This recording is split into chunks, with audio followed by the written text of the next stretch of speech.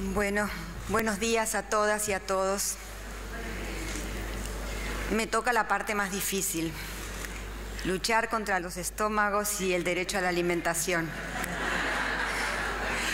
Entonces voy a tratar de ser breve y compartirles algunas reflexiones vinculadas con el tema del genocidio, los derechos humanos, la memoria y una cultura de derechos.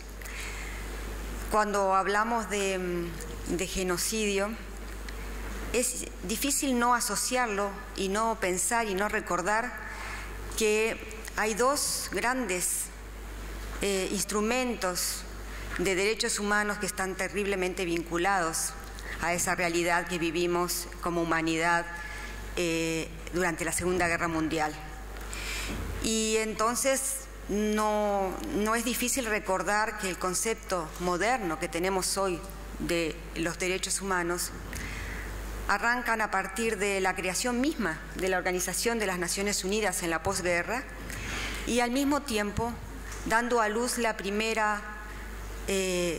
primer instrumento internacional de consenso mundial de derechos básicos de todas las personas, como una respuesta de la humanidad frente a la barbarie. Y por supuesto me estoy refiriendo a la Declaración Universal de Derechos Humanos.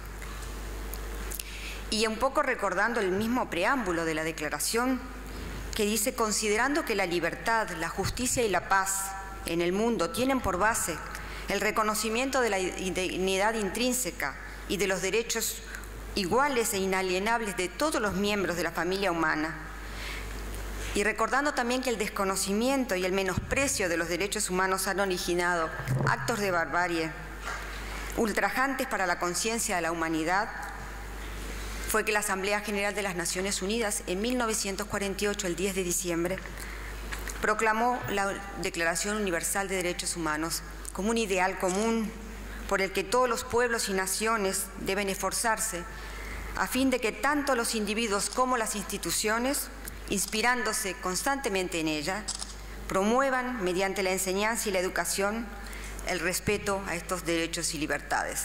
Estas son las palabras del preámbulo de la declaración. Y fíjense ustedes que un día antes, el 9 de diciembre de 1948, los Estados miembros de la Organización de las Naciones Unidas adoptaron la Convención para la Prevención y Sanción del Delito de Genocidio, siendo el primer tratado internacional de derechos humanos. Y no es por casualidad, evidentemente, que fue el primer tema abordado desde la perspectiva de derechos humanos, generado, por supuesto, como respuesta a la profunda crisis de la Segunda Guerra Mundial. Dicha convención estableció el marco legal internacional para prevenir y para sancionar el genocidio, identificando también una serie de actos cometidos con la intención de destruir total o parcialmente un grupo. Y este instrumento compromete a los Estados a adoptar, con arreglo a sus constituciones respectivas, las medidas legislativas y de otro carácter, a establecer sanciones penales eficaces para castigar a las personas responsables del genocidio. Y 20 años más tarde, en 1968, se adoptó la Convención sobre la imprescriptibilidad de los crímenes de guerra y de los crímenes de lesa humanidad. ¿Y qué aporta esta convención? Aporta un catálogo del derecho internacional de crímenes de derecho internacional graves que tienen ese carácter de masivo o sistemático y que son llamados entonces crímenes de lesa humanidad y los crímenes de guerra. O sea, más o menos los mismos crímenes, pero en tiempos de guerra o en tiempos fuera de guerra, pero sí de autoritarismo, de dictaduras, etcétera, de represión. ¿Y qué aporta la imprescriptibilidad? Aporta un elemento fundamental y es la imposibilidad de impedir sanciones e investigaciones penales por el transcurso del tiempo. Y eso también está muy vinculado al tema de la memoria. No importa cuánto tiempo haya pasado, este tipo de crímenes debe ser investigado y sancionado. Entonces es un elemento que me parece importante hoy recordar. Y también, si avanzamos en el tiempo en relación con estos temas, tenemos la creación de la Corte Penal Internacional y la aprobación del Estatuto de Roma en 1998, que empieza a estar en vigor en 2002, y desarrolla y extiende justamente las definiciones de los crímenes de guerra y de lesa humanidad, entre los que incluye la tortura, la violencia sexual, la desaparición forzada, cuando estos crímenes son cometidos con determinadas características, justamente vinculadas a esa generalización, sistematicidad o masividad.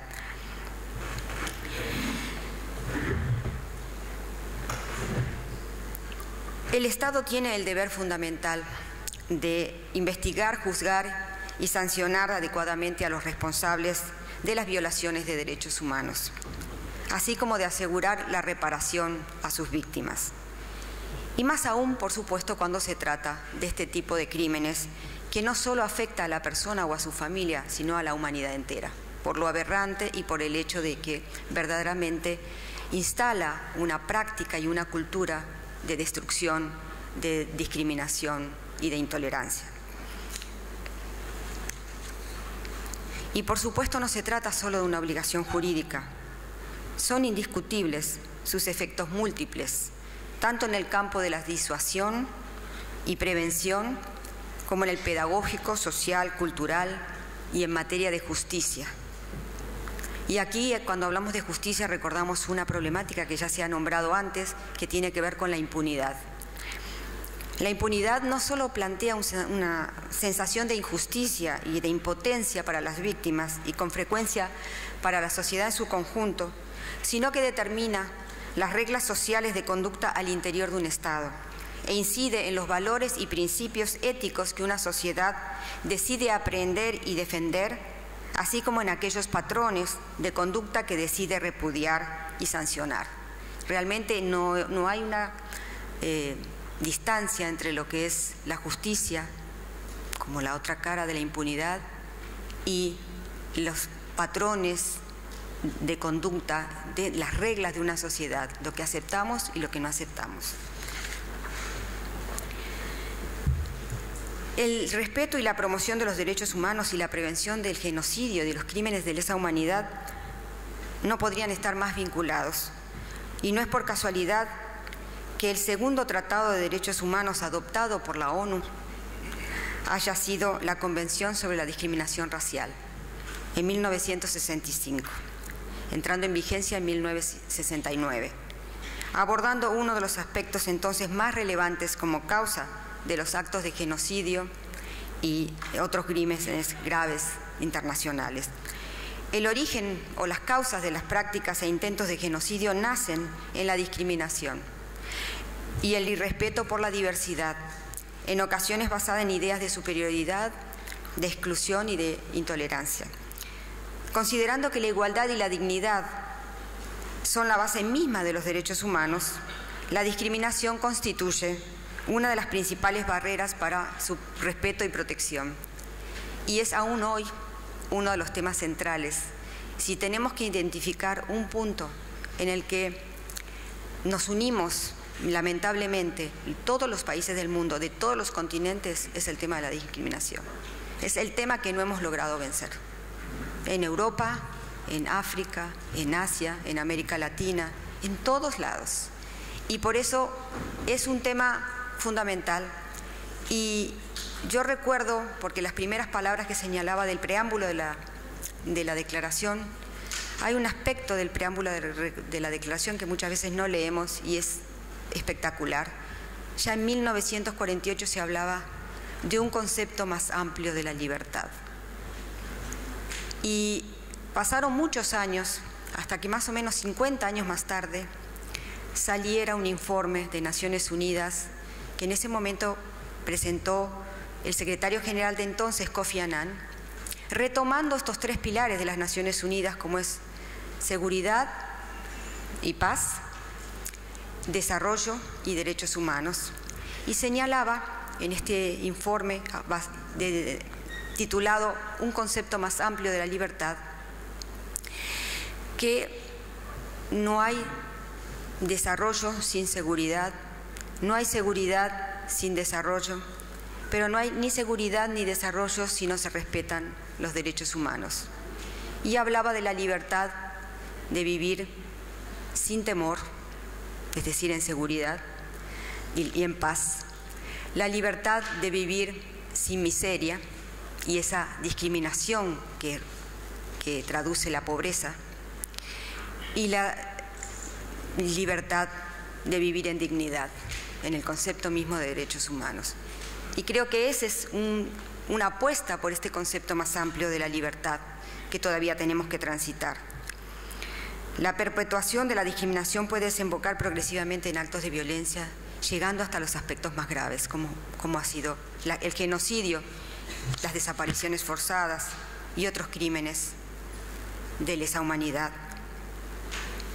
Y si vemos, por ejemplo, los conflictos más recientes, vamos a ver que también se escucha y se habla, las guerras más contemporáneas, de la violencia sexual como una forma que pone en evidencia la percepción discriminatoria hacia las mujeres y la concepción de sus cuerpos como botín de guerra.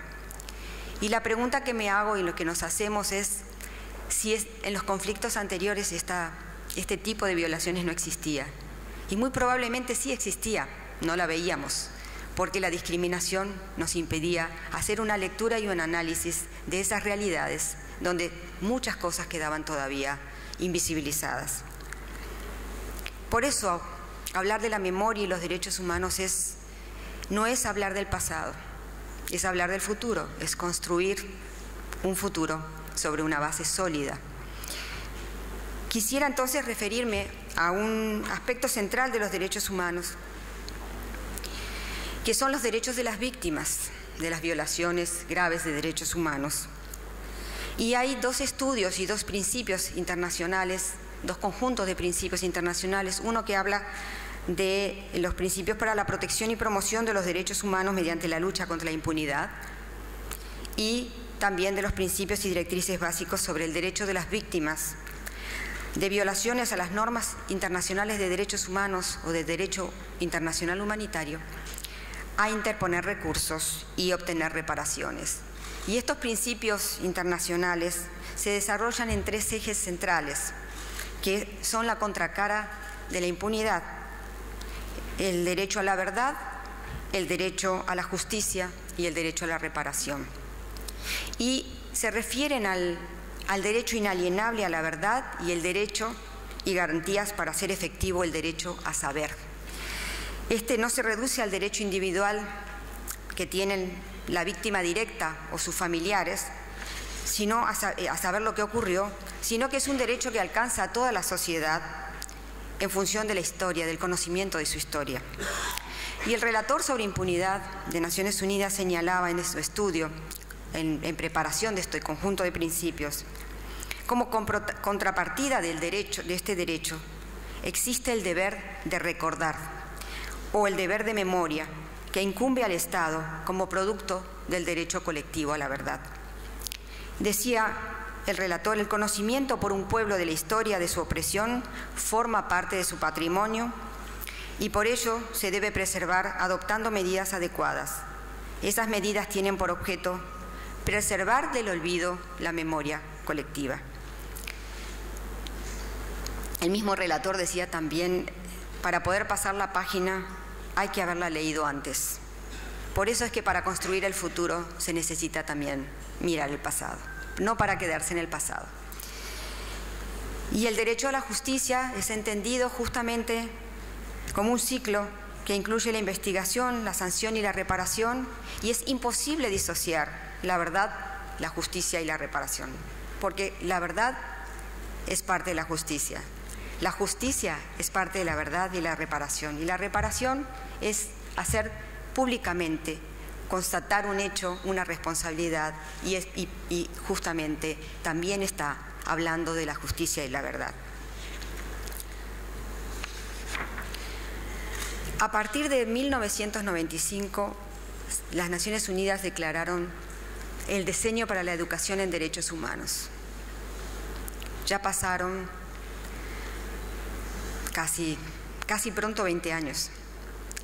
Y ese diseño logró algunos elementos, pero al mismo tiempo se tuvo que volver a plantear un programa mundial de educación en derechos humanos con distintas etapas para seguir avanzando o para que las pequeñas semillas pudieran seguir germinando, porque todavía estamos lejos. Y la Asamblea General, entonces, vinculado a este programa el diseño por la educación en derechos humanos, se manifestó convencida de que la educación en la esfera de los derechos humanos es un proceso a largo plazo, que se prolonga durante toda la vida, en el cual todas las personas aprenden a ser tolerantes, a respetar la dignidad de los demás y los medios y arbitrios de asegurar ese respeto en todas las sociedades, estimando que la educación en la esfera de los derechos humanos es esencial para la realización de los derechos humanos y las libertades fundamentales y contribuye significativamente a promover la igualdad, prevenir los conflictos y las violaciones de derechos humanos y fomentar la participación y los procesos democráticos a fin de establecer sociedades en las que se valore y se respete a todos los seres humanos sin discriminación ni distinciones, sea por raza, color, sexo, idioma, religión, opinión política o de otra índole, origen nacional o social, posición económica, nacimiento o cualquier otra condición. En este marco es que varios países construyeron planes de acción en derechos humanos y en educación en derechos humanos. Y en el caso de Paraguay se adoptó un primer plan de educación en derechos humanos que plantea un significativo comienzo en la acción del Estado, no solo para promover el acceso y goce del derecho a la educación, que es un derecho de todas las personas, sino también para asegurar una formación en derechos humanos que permita que las personas desde su más tierna infancia puedan contar con la información sobre sus derechos y contribuir en sus sociedades al respeto de los mismos. La educación en derechos humanos, tanto en el ámbito formal como no formal, implica una serie de medidas que plantean desafíos, porque se necesita adecuar recursos, programas, materiales, enfoques de la educación, así como combatir los estereotipos, las estigmatizaciones y obstáculos culturales, de manera que progresivamente se avance en el conocimiento y desarrollo de los derechos de las personas. Pero si nos preguntamos hoy, ¿cuántos niños y niñas conocen la Declaración Universal de Derechos Humanos? ¿Cuántas personas en nuestras comunidades conocen este y otros instrumentos en los que se difunden los derechos y libertades fundamentales? ¿Cuánta conciencia tenemos de la importancia de profundizar las acciones para luchar contra la discriminación, la descalificación de las diferencias y la intolerancia? A veces decimos que somos así, es nuestra cultura, y entonces con la excusa de nuestra cultura seguimos perpetuando los estigmatismos, los estereotipos y la discriminación. ¿Cuántos medios de comunicación difunden los derechos humanos y educan para la paz, el respeto y la defensa de los derechos y libertades, creando conciencia sobre la paradoja de la diferencia y la diversidad frente a la igualdad de oportunidades y de derechos? La respuesta a cada una de estas preguntas hablarán del nivel y de la fortaleza de nuestras democracias, así como de las perspectivas que tienen nuestras expectativas hacia futuro de vivir en sociedades incluyentes, respetuosas de la diversidad, conocedoras de sus derechos y comprometidas en la justicia y la paz. Es obvio que el trabajo es inmenso y los desafíos son multidimensionales, pero la educación y la difusión de una cultura de derechos es la mejor inversión, aunque sea a largo plazo, para ver los resultados. Es la mejor inversión de un país y de una sociedad para construir espacios de convivencia, de democracia pluralista y consolidar el ejercicio de los derechos de todas las personas sin discriminación y exclusión. Esta valiosa apuesta de nuestras sociedades redundará en la prevención de conflictos y de crímenes basados en el odio o la incomprensión de las diferencias o la negación misma de las diferencias. A veces queremos que las otras personas sean iguales que nosotros. Y de la riqueza de la diversidad, haciéndonos ecos de las palabras que tan sabiamente fueron incorporadas a la Declaración Universal de Derechos Humanos, a que todas las personas nacemos libres e iguales en dignidad y derechos. La puesta en práctica de este concepto y principio fundamental de mucha profundidad, basado en la igualdad y la dignidad, es la que definitivamente nos permitirá alejarnos de actos tan aberrantes como el genocidio y otras prácticas que han venido afectando a la humanidad en su conjunto y a tantos seres humanos en particular, alejados de la libertad de ejercer sus derechos más básicos, alejados de ese concepto más amplio de la libertad.